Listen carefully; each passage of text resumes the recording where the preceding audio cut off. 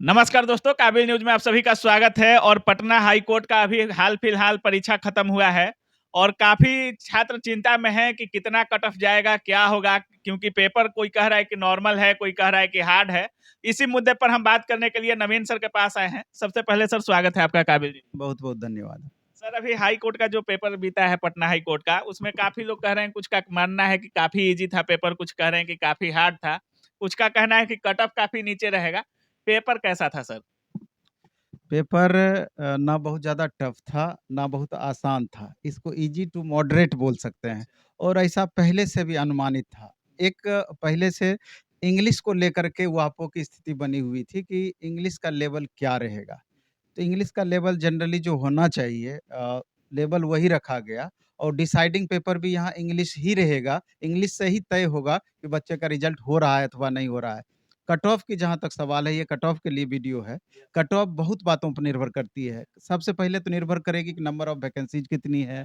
इसके बाद निर्भर करेगी कि नंबर ऑफ स्टूडेंट कितने फॉर्म भरे हैं, कितने बच्चे इसमें अपीयर हुए हैं, क्वेश्चन का लेवल क्या रहा है। इन सारी बातों को मिला कर के तय होता है कट ऑफ। तो अगर देखा जाए तो इसके अलावा भी कुछ बातें हैं जिस पर हम चर्चा करना चाहेंगे कि कुल मिला के 550 सीट के लिए 10 गुना रिजल्ट दिया जाना है। यानी कि लगभग 5500 से 6000 के बीच में रिजल्ट आएगी और पौने 2 लाख बच्चे फॉर्म भरे हुए हैं, पौने 2 लाख फॉर्म भरे हुए हैं। और सबसे बड़ी बात ये है कि 1200 रुपया इसका फॉर्म भरने का चार्ज था। इसकी तुलना हम सिविल कोर्ट से नहीं कर सकते हैं, क्योंकि जितने भी बच्चे फॉर्म भरे हैं, सब पहले खुद को नाप-तोल लिए थे, इसके लायक हम हैं कि नहीं हैं। ज़बरदस्ती का भीड़ जुटाने वाली बात थी नहीं, चूँकि पैसे भी बहुत ज़्यादा लग रहे थे और सिलेबस में इंग्लिश भी शामिल था। तो आप समझ सकते हैं कि बिहार के संदर्भ में इंग्लिश को लेकर के कितना ज़्यादा परेशानियाँ रहती है और वैसी स्थिति में जबकि आगे चल कर के इसका मेंस होगा और वहाँ भी डिस्क्रिप्टिव टाइप में 60% वेटेज इंग्लिश का ही होना है। इसलिए सेलेक्टिव बच्चे जो भी फॉर्म भरे हुए हैं, उसमें 60% ऐसे स्टूडेंट हैं जो कि बहुत अच्छे स्टूडेंट हैं। तो और क्वेश्चन भी लेवल वैसा पूछा, इसलिए ये अच्छे स्टूडेंट की वजह से कट ऑफ निश्चित रूप से प्रभावित रहेगा, कट ऑफ निश्चित रूप से थोड़ा ऊपर रहेगा। अब बाकी क्या कट ऑफ बताए, लेकिन हम जो भी कट ऑफ बताएँगे और सब दिन हम बताते हैं, थोड़ा ऊपर का ही कट ऑफ बताते हैं, तो बहुत विद्यार्थी को थोड़ा तात्कालिक परेशानियाँ भी हो जाती है। दरोगा में ही जब हम कट ऑफ बताए थे, तो एकदम 100% सटीक रहा था। कमेंट भी शुरू में आया था कि इतना कट ऑफ बता रहे हैं, उतना कट ऑफ गया था। वही चीज़ रेलवे वाले में भी हुई थी। तो कट ऑफ के संदर्भ में पेपर जिस तरह से कह रहे हैं सर, पेपर उतना हार्ड था नहीं, तो वो कट ऑफ भी काफी प्रभावित रहता है सर, क्योंकि इजी क्वेश्चन ही छात्र ज्यादा गलत करते हैं। उतना हार्ड हम नहीं बोले, हम बोले कि ना बहुत टफ था, ना बहुत ईज़ी था। हाँ, मॉडरेट टाइप का क्वेश्चन था।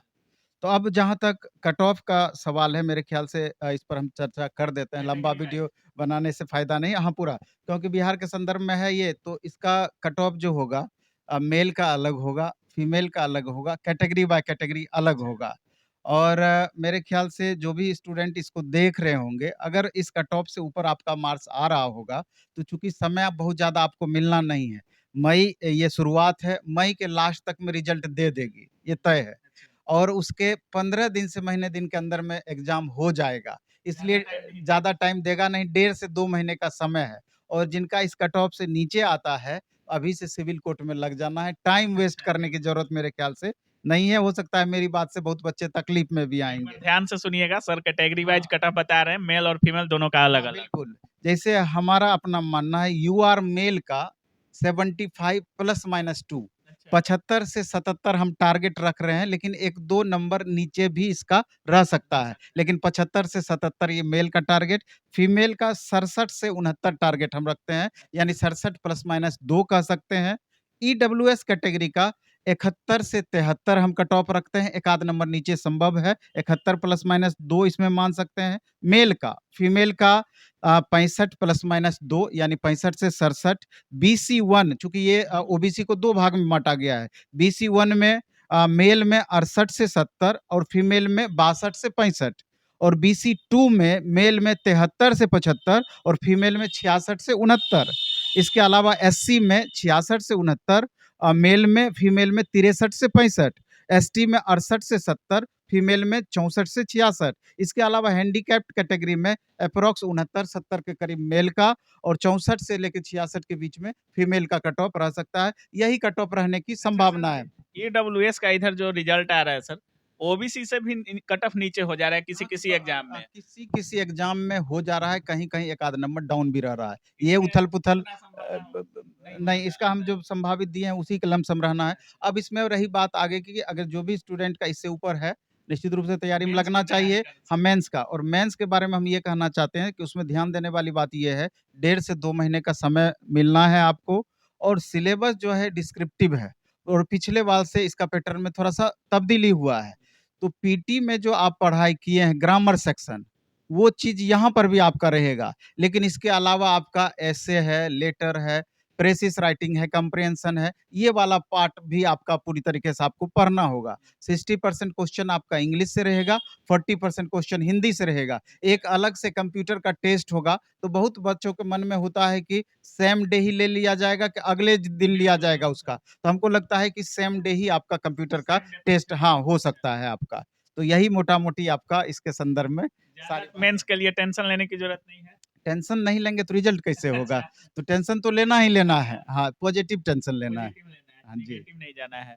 तो बाकी आप लोग देख रहे थे, नवीन सर थे, और जिस तरह से कट ऑफ बताए हैं, कैटेगरी वाइज कट ऑफ है। ज़्यादा लंबा हम वीडियो करना नहीं चाहते हैं, सर भी नहीं करना चाहते हैं, टाइम भी नहीं है सर के पास। तो जिस तरह से फीमेल अगर 2-4 नंबर कम भी होता है, ज़्यादा भी होता है, तो आप लोग मेंस की तैयारी में ज़रूर लगिएगा। बाकी आप क्या सोच रहे हैं एग्जाम के बारे में, पेपर के बारे में, सर के बारे में, और पटना हाई कोर्ट का जो एग्जाम हुआ उसके बारे में, आपकी जो भी राय है कमेंट सेक्शन में अपनी राय ज़रूर रखिएगा। आप देख रहे थे काबिल न्यूज़। जय हिंद।